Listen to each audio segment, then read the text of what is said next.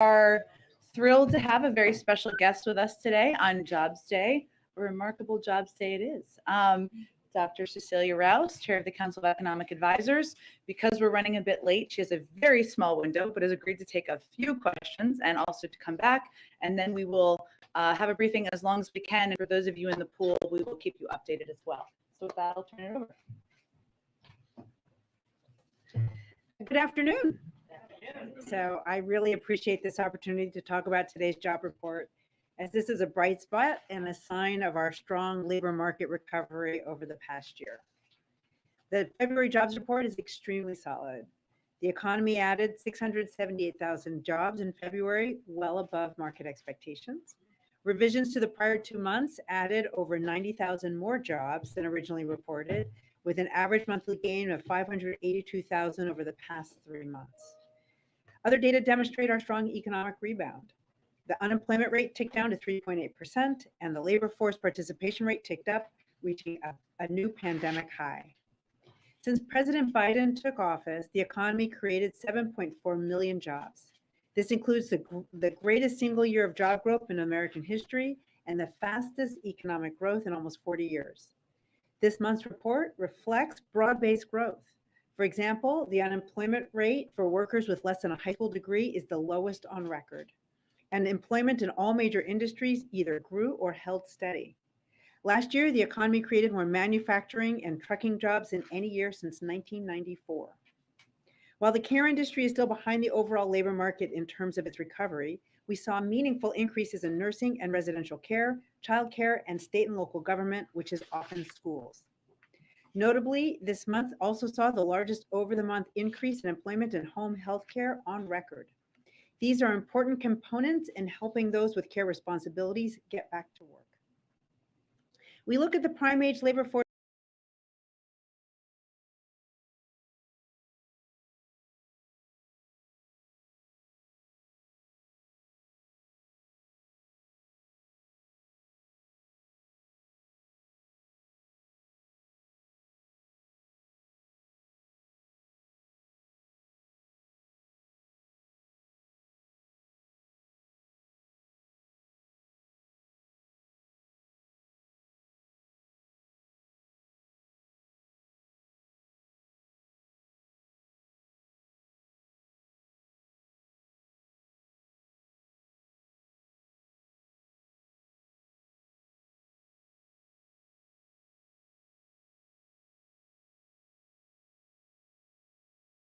They cannot find a full-time job or because business conditions are weak. But similar to the long-term unemployment rate, this measure has seen rapid recovery. The percent of the labor force that is working part-time for economic reasons ticked up in February to 2.5%, but remains below its level in February 2020. Monthly employment and unemployment data can be volatile, and payroll estimates can be subject to substantial revisions. Therefore, it's important to focus on trends rather than data in a single month, which is what the administration stresses every month. Thank you, and I'm happy to take questions. Sure. We've seen a fairly substantial slide in the stock market this year. We've seen rising oil prices. Those are obviously pressures on the economy. Do you think that if those trends continue, that they will reverse the gains that you've seen? So I think it's important to separate the stock market from the real economy. And the growth that we've seen in the real economy has been the fastest in almost 40 years. We've seen job growth that is historically fast. Obviously we are monitoring the financial sector. The actions of the Federal Reserve play a key role there, and obviously the tensions and the invasion of Russia of Ukraine is having an impact there. So we are monitoring, we are impacting, but quite honestly, we go into 2022 from a position of economic strength. The bones of this economy are strong and has the resilience to weather what is ahead of us in this year ahead. Understanding that, data is fluid and volatile right now, but given the strength that the U.S. economy has, how long can it withstand the spikes we've seen in commodities, just the general environment, before the threat of tipping into a recession becomes real at this point? So look, the economy is very strong. What we saw in February was that we added almost 700,000 jobs over the month as the cases of Omicron were coming down, but did not get down to zero. So what we saw was the resilience in this economy, that we were able to continue the recovery as we're also learning to live alongside of this pandemic and safely get back to our normal lives. So we are optimistic if we continue. The president has that we have the tools. The president has asked for Congress to have additional tools, which we know are going to be so important as the pandemic is not over, but we know we have the therapeutics, we have the resources to develop vaccines quickly. We've got masking. We have the tools to navigate the pandemic as we go forward. So we are optimistic that we can continue this robust recovery. This president has an economic plan to grow this economy from the bottom up, middle out. It's premised on making the key investments in this economy that have not been made over decades. So the bipartisan infrastructure law was a key component of that. And there are components of his, what were parts of Build Back Better, which is the child tax credit, which is investments in children, paid leave, which help people balance work and home responsibilities, helping people get back to work and balance their care responsibilities, lowering costs for families, whether it's in prescription drugs, childcare costs that have been increasing for decades and that are so important to this economy.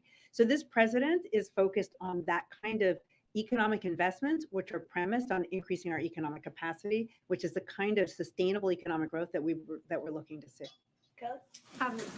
Given the good news that you just mentioned and the trend lines, which have been very, very positive, why do you think this president is not getting credit from voters for steering the economy in the right direction?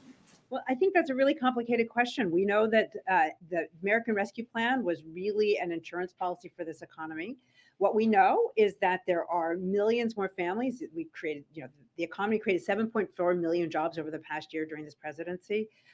And so we know millions of families are able to, have a job and put food on the table and pay their bills. What we know in the confidence data, a lot of that is premised on inflation. And we do have inflation. The president has acknowledged that. We understand that. He is focused on that. But what people also report is that their own finances are fairly healthy, but they see the kind of uncertainty in the economy that is there. So we're a pandemic scarred society. That's not just the economy. There's uncertainty as we navigate our way out of this pandemic, and then the tensions, between Russia and Ukraine are going to add to that uncertainty as well. As you described the strength in the economy, if there were a policy decision made to stop importing Russian oil, what impact would that have? And do you see a resilience in the American economy to withstand that? So again, we're in a very good position. What we know is that from the U.S. economy, we don't import a lot of Russian oil, but we are looking at options that we can take right now if we were to cut the U.S. consumption of Russian energy. But what's really most important is that we maintain a steady supply of global energy. Last one, Josh. Sorry, just to follow up on that, we're reporting right now that you are considering a ban on U.S. imports of Russian crude. Should I interpret your answer just now that it might be more targeted than that? So we are considering a range of options, but what's really essential is that we maintain a steady supply of global energy. We don't want to disrupt. Look, energy is a global market, and we do not want to disrupt that market. Today's report, the jobs number was great. The wage growth is pretty sluggish. I'm wondering, is that normal to expect a disconnect there? Does one typically follow the other? And what do you draw from that? How can you get wages to keep pace with the actual job numbers themselves? So from month to month, data can be volatile. And so that's why we don't focus on month-to-month changes, especially in like wages. But we did see robust growth even for lower wage industries, and we know that over the year wages are up. But the president's economic plan is really about having increases in wages that are sustained by increases in productivity, and they're really premised on the increase in the economic capacity, and that help families by lowering costs on those, in those areas, healthcare, prescription care, childcare, that we know have been really squeezing pocketbooks over several decades. Thank you, Dr. Rose, for joining us. Thank you. You're welcome anytime. Okay, I just have two items for all of you at the top. I just wanted to provide, I know we announced this yesterday or the day before, but a brief overview on two critical urgent funding needs the administration has sent to Congress.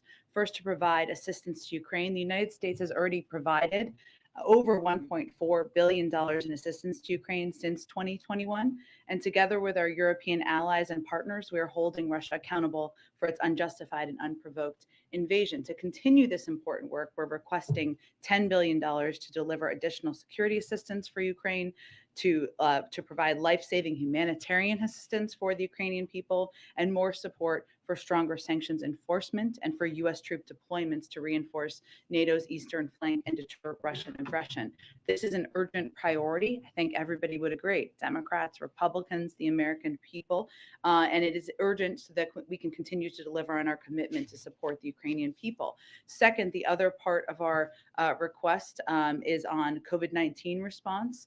While we now have tools like vaccines, treatments, tests, and high-quality masks to protect people, we didn't get here by accident. It's a result of wise investments over the past 14 months that led to this widespread availability. And I would note that we did that while we had the rise of two variants that weren't even planned for, of course. Well, they were planned for, but we had to account for them, I should say, in our spending. We need additional funding from Congress to secure more medical supplies to keep this country moving forward. And let me be very clear, this is an urgent request, and this is what is at stake in our fight against COVID. By May, our current supply of monoclonal antibodies will stock out. By July, the current supply of pre-exposure prophylaxis drugs used to protect immunocompromised people will stock out. Funds are needed in March to secure additional supply in July. You have to order them ahead so that you have them when they're needed, when you run out of stock. By September, we anticipate our supply of oral antivirals will run out if additional pills are not purchased now. So, and within weeks, we expect testing capacity to drop if additional investments are not made soon. And as I would note in the President's State of the Union, he also announced the American people can order more tests. So there, we obviously want to meet that demand. Given how costly COVID has been, with so many of our fellow Americans hospitalized or dying and our daily lives disrupted, we simply cannot afford to wait on investing now and keeping people protected. Also, just wanted to give you a preview of the week ahead. On Tuesday, the President will travel to Fort Worth, Texas, to speak with veterans, caregivers, and survivors about addressing the health effects of environmental exposures, such as burn pits. Obviously, he talked about this priority in his State of the Union address earlier this week.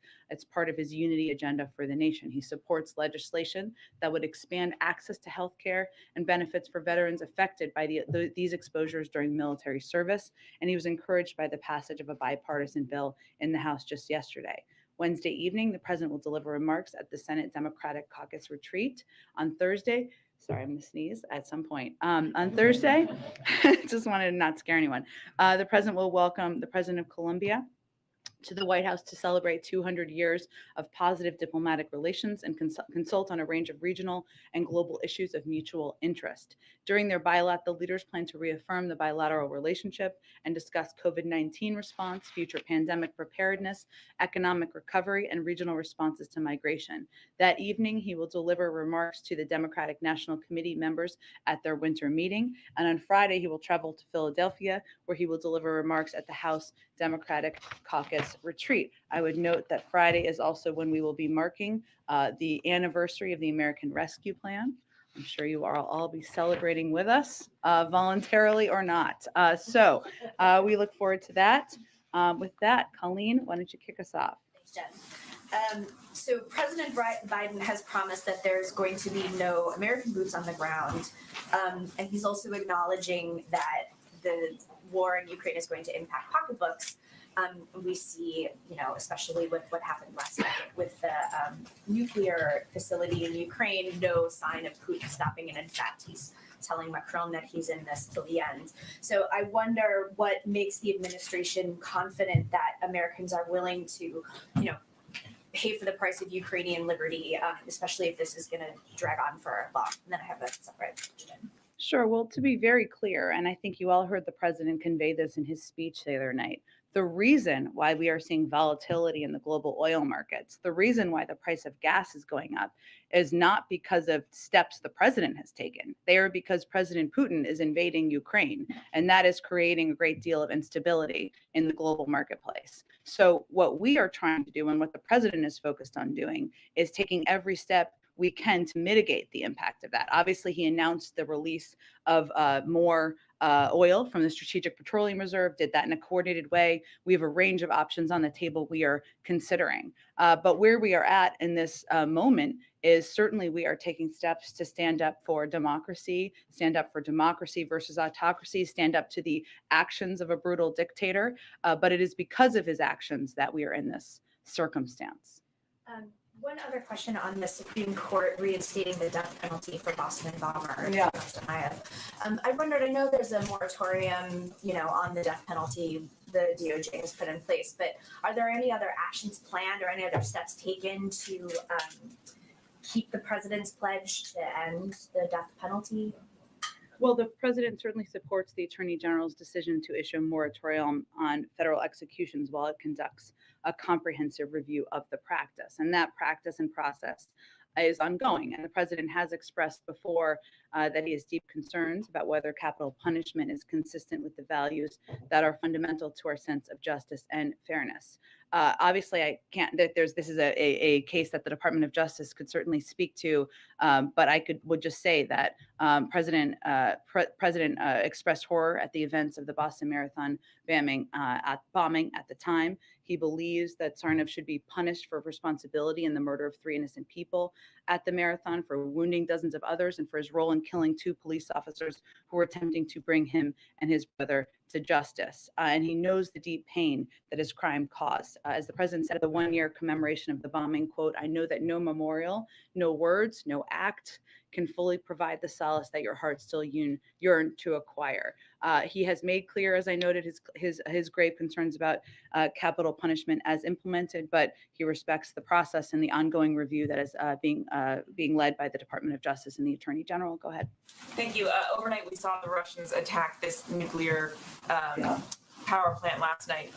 The U.S. Embassy in Kyiv noted on Twitter, it is a war crime to attack a nuclear power plant. Putin's shelling of Europe's largest nuclear plant takes his reign of terror one step further. So just to be clear, is it now the position of the U.S. government that Putin has engaged in war crimes? Well, we have an internal review that's been ongoing prior to last night to collect evidence and data of the targeting of civilians, of the reported use of horrific weapons of war on the ground in Ukraine. That's an ongoing process. We have not made conclusions. It's a legal review and a process that goes through the administration.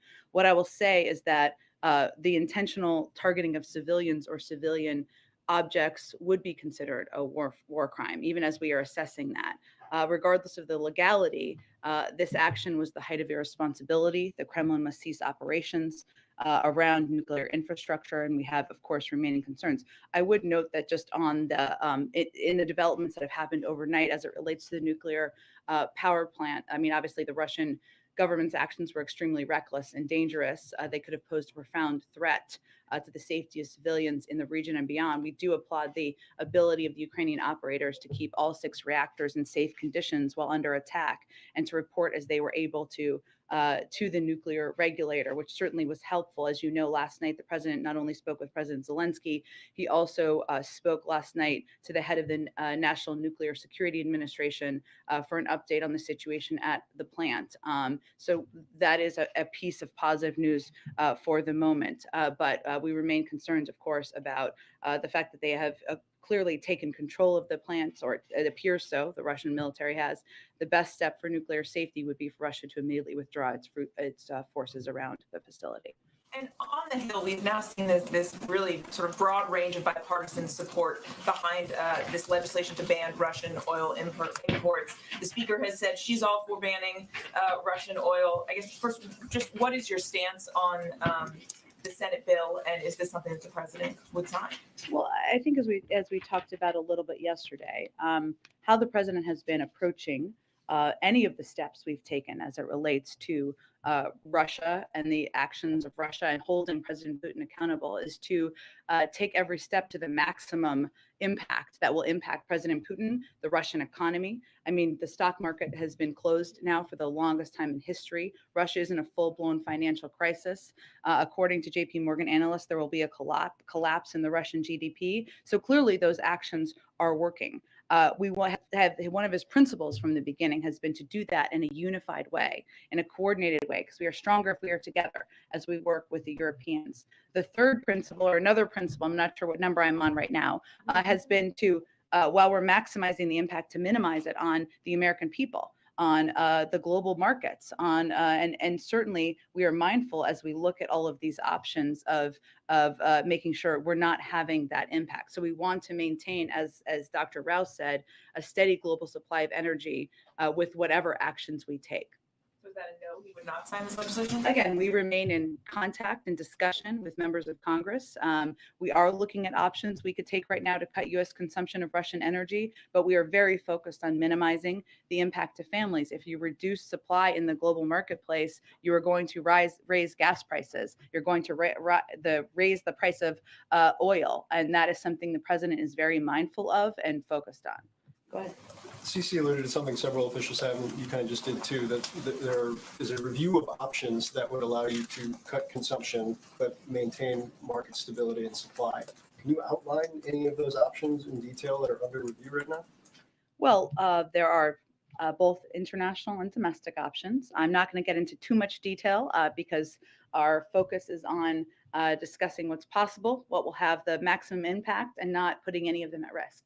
But broadly speaking, part of what we're trying to do internationally is have conversations, as we have been for weeks now, with global suppliers about meeting the needs, the supply needs in the marketplace. The reduction of supply, the reduction of oil would raise prices, right? So that is one of the things that we have been focused on. We've talked a little bit about engagements that Brett McGurk has had, that Amos Hochstein have had. These are ongoing discussions. There's not a day that goes by, or maybe even an hour that goes by, probably, where members of our national security team and economic team aren't communicating with their counterparts around the world about exactly this issue. There are also a range of domestic options that are out there. Obviously, the president announced the release from the Strategic Petroleum Reserve. That is something where the process is just getting going right now. It takes a little bit to get that going. And then, he'll consider and continue to discuss with his team other steps that we could take domestically. Does the potential for an Iran deal factor into supply considerations at this point? I would say that the biggest priority with the Iran deal is having visibility into and preventing Iran from acquiring a nuclear weapon. Obviously, as a part of that, if you go back to the implementation of the JCPOA, would be the availability of oil. But I would say that our first and foremost priority focus is on preventing Iran from acquiring a nuclear weapon. And then last one, there was significant preparation that lead up to the Russian invasion in terms of cyber defenses in the U.S. with the private sector. Does the U.S. intelligence community have any analysis as to why there has not been any offensive Russian action on the cyber front as it pertains to the United States? It's a really good question, Phil. I don't think anything that I could provide to you from the podium. I would say that the cyber preparations, as you noted, but just for others, those began in earnest back in the fall, just as all of our engagements with foreign counterparts, preparations and discussions about efforts to avoid challenges in the global oil markets, making sure we were unified with our European partners. Those engagements with the private sector began.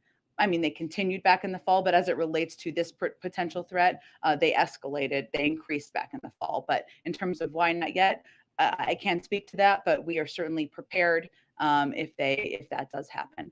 Go ahead. Thanks, Jen. President is meeting with the Finnish president shortly. Yeah. Does President Biden want Finland to join NATO? That would be up to leaders of Finland and the NATO alliance to determine. Senator Lindsey Graham said last night that someone ought to assassinate President Putin. Does the White House have any take on that statement? Is it helpful at this point? That is not the position of the United States government, and certainly not a statement you'd hear come from the mouth of anybody working in this administration. It sounds like the vice president is going to be heading abroad. Can you tell us a little bit more about where she'll be going and what the goal of that trip will be? Not yet, but certainly the vice president has been deeply engaged. She's obviously already made a trip to Europe.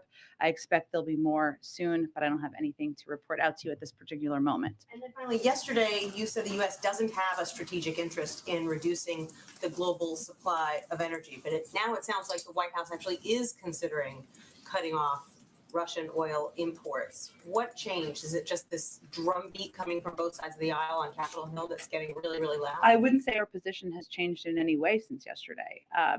There isn't a strategic interest in reducing global oil supply because that will increase the price of barrels of oil and increase gas prices. So we are looking at ways to, and I said yesterday, I believe, that we are looking at ways to reduce the import of Russian oil while also making sure that we are maintaining the global supply needs out there. I don't have anything to predict in terms of what that will look like. And we, of course, remain engaged with our friends in Congress. Go ahead. Thanks, Jen. There have been some calls to establish safe passage corridors for humanitarian aid purposes.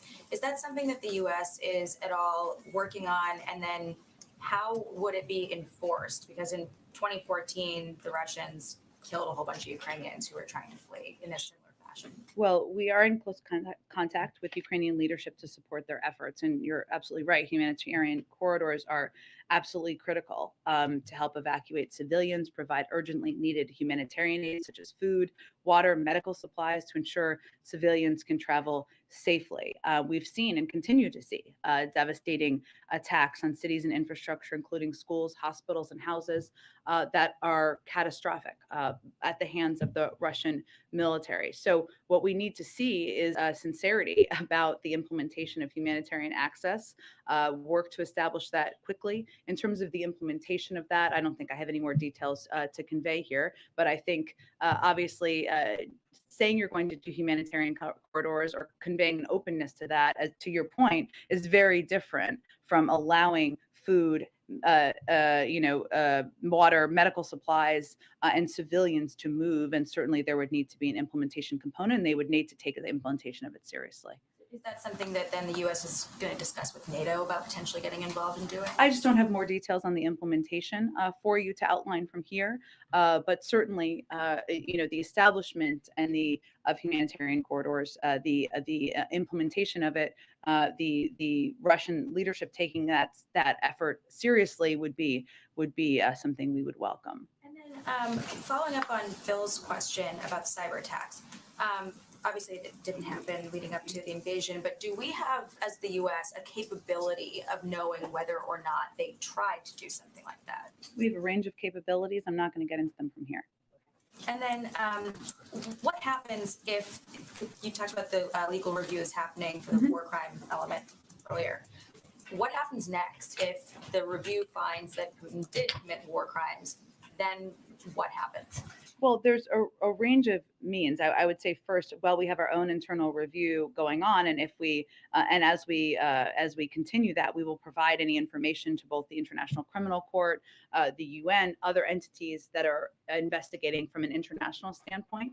We also helped pass a resolution at the UN Human Rights Council to establish a commission of inquiry, which would be an entity where we could provide information that could support future investigations and also determine, to your question, I think, accountability measures. We also joined 44 other countries in establishing an expert mission through the OSCE to investigate possible violations and abuses of international human rights and humanitarian law by Russia and its forces. So typically, obviously, we have a range of resources here, as other countries do, and our focus would be feeding that into the international process. In terms of what you just laid out there, and I know yesterday you said that you didn't see Russia being booted from the UN Security Council because they have a permanent seat. How do you reconcile potential that you have a member of the Security Council that's flagrantly undermining the charter? Is there anything that can be done, especially if he is found to be committing war crimes? Well, I think that's part of the accountability question, right, Jackie? And obviously determination about the future role of any country in an organization would be up to the member countries of that organization. We are one. We are not the only one, but certainly accountability would be a part of that process. Because it would be a concern for the U.S. or for the UN for their, sort of for everything they stand for to have. I think the UN has been, and the vast majority of countries in the UN have been incredibly aligned and outspoken about the horrific and barbaric actions that they have seen by the Russian military and at the direction of President Putin on the ground. One last one. Zelensky said yesterday that he felt like the whole world was too late. What's the president's response to that? I would say that President Zelensky has been standing up courageously and bravely in a moment where his country, his own security, his own concerns about his security are understandably under threat. The United States has been working for months to build a global coalition that will hold President Putin accountable. We have been providing a historic amount of security assistance, military assistance, humanitarian assistance, economic assistance to President Zelensky and the Ukrainian leaders, and we will certainly continue to stand by his side. Go ahead, Kelly. Can you give us any sense of a timeline or a triggering event that would result in this policy change regarding Russian oil and any decisions that may be forthcoming? Is that imminent, or is there something that, is there an event, an outside event that you're waiting for? I wouldn't say, Kelly, it's an outside event. I think our continuing concern continues to be, everybody wants to hold President Putin and the Russian leadership accountable. Everybody supports the efforts that the President Biden has been leading around the world to put in place crippling financial sanctions, and they have had an enormous impact. But what we are also mindful of is not taking steps that would have the impact of raising energy prices, raising oil prices, raising gas prices for the American public. And we also are mindful of doing things in a way that is unified with our partners around the world. Can you speak to how the president has steeled himself, hardened himself, if you will? He's made a commitment not to put American troops in a military position in Ukraine. You've outlined all the steps the U.S. and allies are taking, but he's also watching what is happening, as are many Americans who are concerned about the atrocities that are taking place, the loss of life, the civilians that are being affected. Does the U.S. just watch this get worse? Is that what we should all be prepared for? I would just argue we're hardly watching. We have provided $1 billion in military and security assistance, including a range of defensive weapons that we have expedited delivery to the Ukrainian leadership and Ukrainian military. We have been the largest provider of economic and humanitarian assistance. We have rallied the world to stand up against President Putin. We are not watching. The president is leading the world in responding to this. However, he is not going to put U.S. military, men and women serving on the front lines of battle in Ukraine to fight Russia. That has never changed. That has never been his plan, never been his policy, and he has no intention of doing that. Go ahead. Understanding it's not the position of the U.S. government, what Lindsey Graham said last night. What Lindsey Graham did suggest is that there's no peaceful resolution here while Vladimir Putin is still in power in Russia. Does the president share that view? The president believes there continues to be a diplomatic path forward. That is the path forward that will help resolve what we're seeing on the ground. President Putin has the ability to de-escalate. We have left the door open 4 months now to be engaged through de-escalation if de-escalation occurs. Obviously, humanitarian corridors, a ceasefire, those would all be steps that would be welcomed. But no, we are not advocating for killing the leader of a foreign country or regime change. That is not the policy of the United States. Quick question on the Iran talks. There was a British diplomat that tweeted this morning that the talks are close. One of the reported demands of the Iranians is that this administration reverse the policy of the last one and remove the IRGC from the list of foreign terrorist organizations. What's the U.S. position on that? Look, we are close. We are making progress, but there's still more work to be done, and I'm just not going to negotiate from here. Go ahead. Jen, the NATO Secretary General gave a really pessimistic assessment of the conflict. He said the days to come are likely to be worse, with more death, more suffering, more destruction. Is that an assessment that the White House shares at this point? And is there concern that the tide may be turning here in the favor of Russia?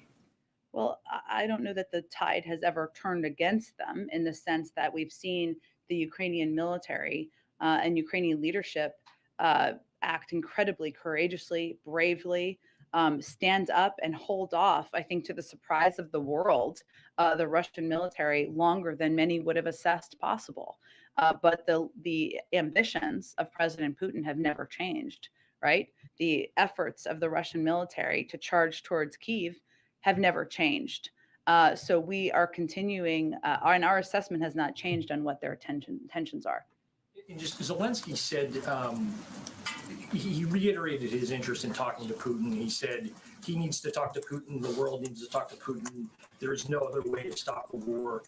What conditions does the president need in order to have a conversation with Putin? And does he see any kind of engagement with Putin directly as constructive at this point? For President Putin, for President Biden or for President Zelensky? Biden. Look, President Biden has no intention at this moment of engaging directly with President Putin. He is in the middle of an escalatory war in a sovereign foreign country. This is not the moment for the President of the United States to engage directly with President Putin. What I would say is that he leaves the door open to diplomacy. That has never closed shut. There are certainly steps. Well, I'm not going to outline from here because we'll engage on this through diplomatic channels. What exactly it would look like. There are obvious steps that can be taken: humanitarian corridors, a ceasefire. Those would all be welcome steps. But in terms of what conditions, it's not the moment now, and I can't predict for you if and when the moment would be. Go ahead. Can I just ask briefly, the president spoke, of course, about the need to confirm his Fed nominees in his State of the Union speech. The Republicans on the committee issued a statement yesterday digging in essentially on Sarah Bloom Raskin. I'm wondering whether the White House remains committed with Senator Brown and advancing all the nominees in one slate, and if you have any response to the Republicans. Yeah, we absolutely do. All 5 of our nominees, including Sarah Bloom Raskin, are well qualified for these positions, and we're calling on the Senate to confirm them as soon as possible. I think it's important to remember what is happening here. The Republicans are not showing up to a committee vote. If one of them showed up, there'd be a quorum to have a vote, and there are enough votes to move her past the committee. That's what's happening. They're not doing their job here, which is just to show up. They don't have to vote for her. They just have to be in the room, which is essentially what people have elected them to do. So we stand by all of our nominees. We're continuing to engage with Senator Brown on moving them forward. And certainly we believe at this moment, when inflation is on the minds of Americans, when rising costs is on the minds of Americans, one thing that the Senate could do is confirm these nominees. Go ahead. Russia has cut off access to Facebook inside of Russia. How does that affect U.S. efforts? Does the White House have concerns about that source of information to Russian citizens being cut off? This is part of their effort, as you know, to cut off a range of information from their public. They had talked about this a little bit yesterday, but there are concerning steps they have taken to crack down on any form of information being shared with our public. Certainly Facebook is a part of that. They've also threatened fines for journalists reporting on the ground. They've conveyed that there are only certain words their own Russian media can use at the risk of being fined or even jailed. This is a pattern. This is not necessarily a new approach that they have taken, but to crack down on information in their country to reach the Russian people. So certainly we are deeply concerned about this and concerned about the threat on freedom of speech in the country. One other completely unrelated question. Loved ones who have lost people to COVID, some of them are advocating for a COVID Memorial Day or a physical memorial. Yeah. Does the White House have any view on that? Would you support something like that? I think there's no question the president feels it's important to remember, to memorialize, to take a moment to think of all of the people who have lost, whose lives have been lost, and all of the loved ones who have lost loved ones. He talked about this in the State of the Union, right? In terms of a memorial, I would say there's an openness, but right now we're still battling the virus and still battling the pandemic and working to get funding from Congress to make sure we can continue to do that and moving towards hopefully getting vaccines approved for kids under 5. So there's more steps we're taking. And right now, I just don't have any prediction of what that may look like. But certainly memorializing lives lost is something we are open to. Go ahead. Thanks so much, Jen. 2 questions for you. First of all, just on the idea of a ban on purchasing Russian oil. The Wall Street Journal had a pretty good story earlier this week, noting that the price of Russian oil has declined as the price of other oil has increased. And I wonder how much of this idea might already be sort of baked in, how much of the pricing might already be baked in, whether that is something that you're thinking of, the White House is thinking about as it's deciding whether or not to do this ban.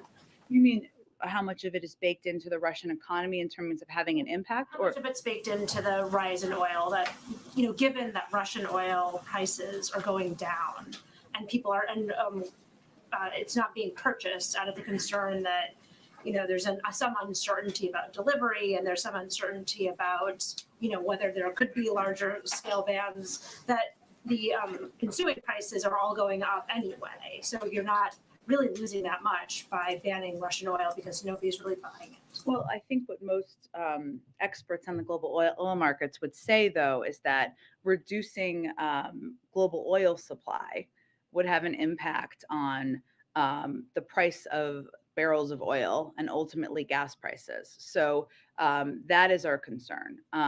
Now, again, we will continue to have a range of conversations, but I think part of our assessment here is that while maximizing the impacts by taking a range of steps we've already taken, we are mindful of minimizing the impacts on the public, and certainly the rising price of oil and the impact on gas prices is one we are focused on.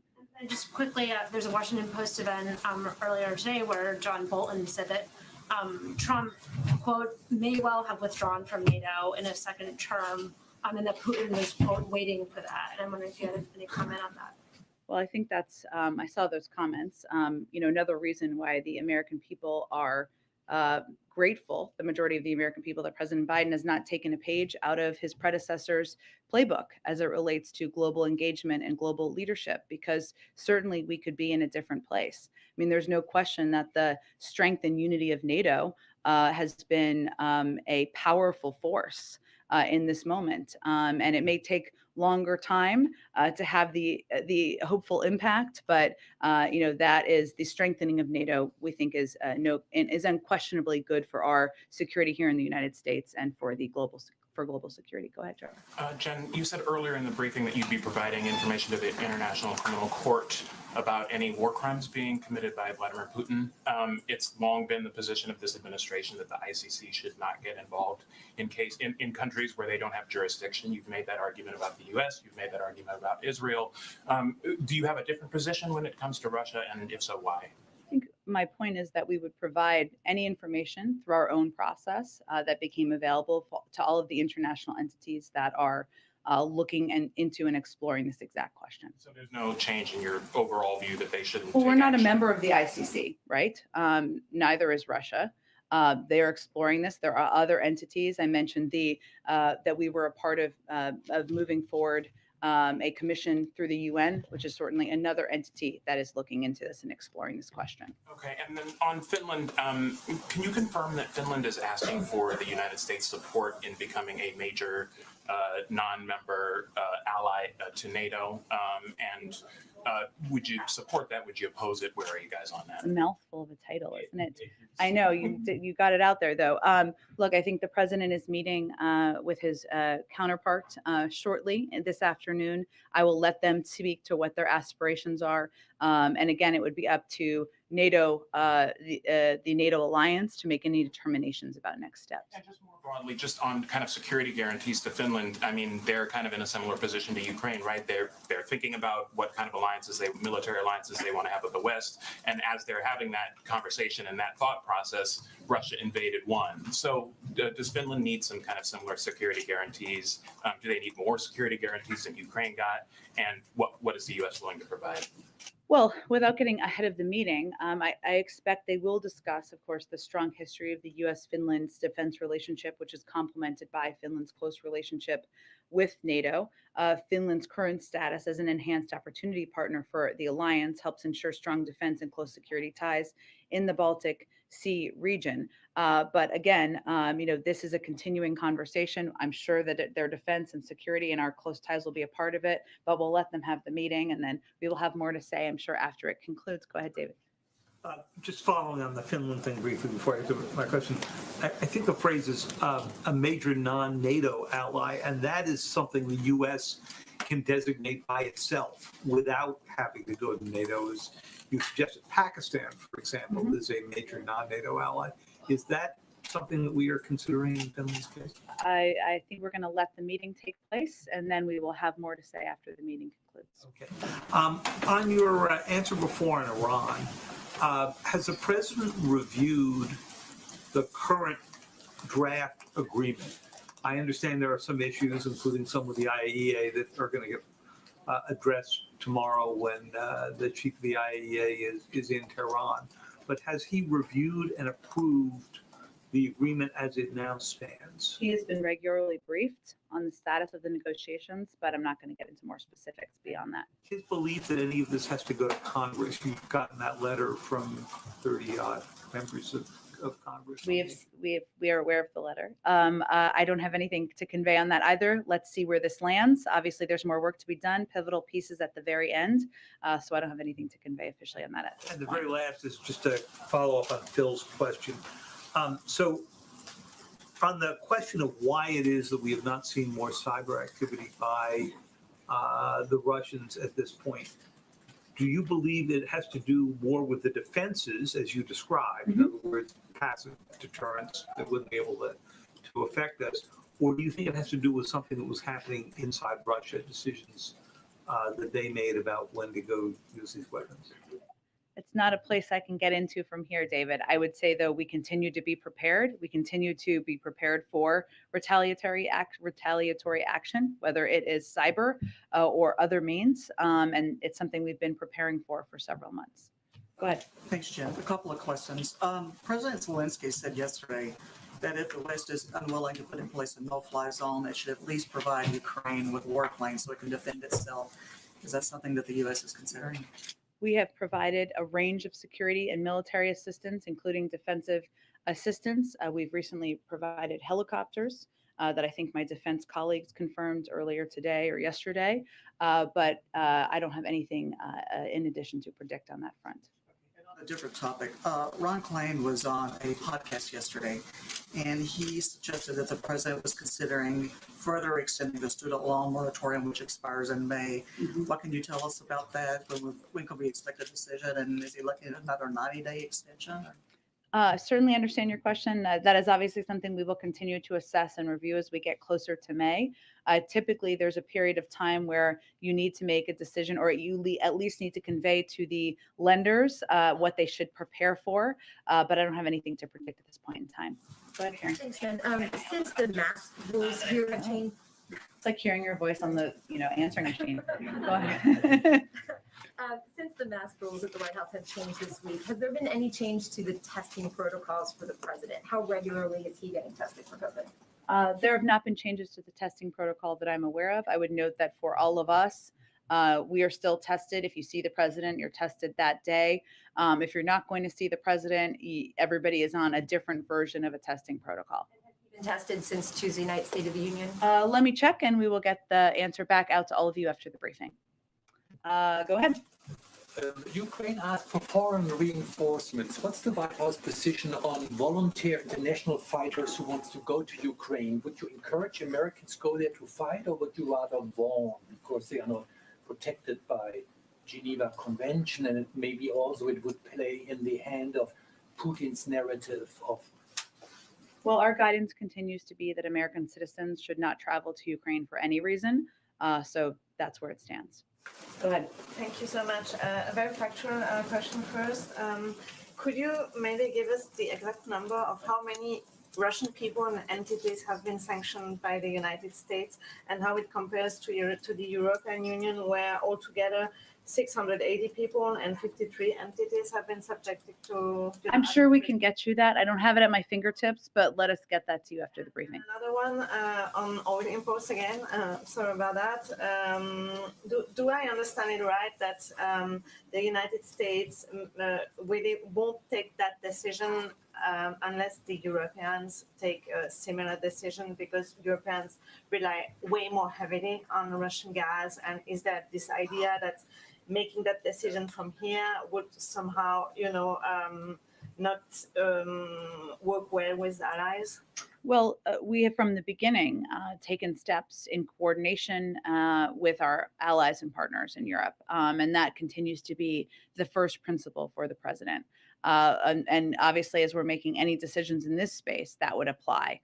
But also, what also applies to this space is our focus, and I think the focus of the Europeans as well, on not taking steps that would create increased volatility in the global oil markets, increase the price of oil, a barrel of oil, or increase gas prices. So we're looking at all of that.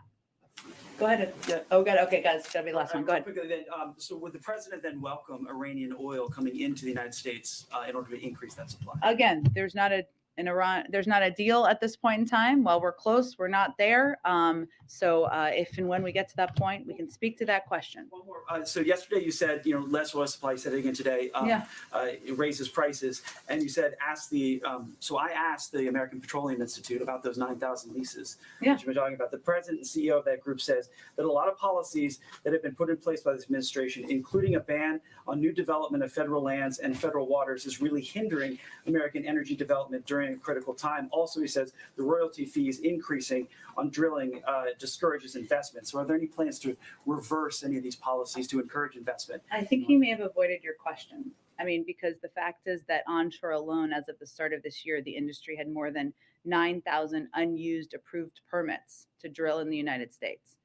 I didn't hear him speak to that in particular. And of the more than 37 million acres under lease offshore and onshore to the oil and gas industry, nearly 60% are currently non-producing. Now, obviously, our view on drilling over the long term is different, I would suspect, than the person you spoke to, which is that what overall we need to do here is reduce our dependence on oil. Europeans are doing that. We're doing that. And I think what we're all going through now in this discussion of banning oil imports and the volatility in the global markets, oil markets, is a reminder of that. So, but there's no shortage of drilling leases that can be used domestically to enhance production in this moment. The oil and gas industry is literally sitting on stockpiled leases and permits.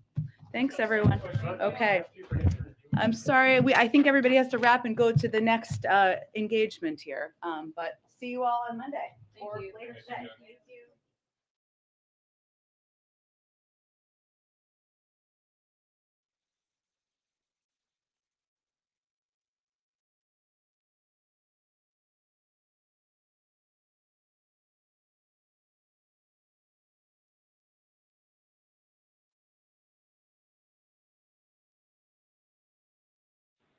Please gather now in the briefing room for the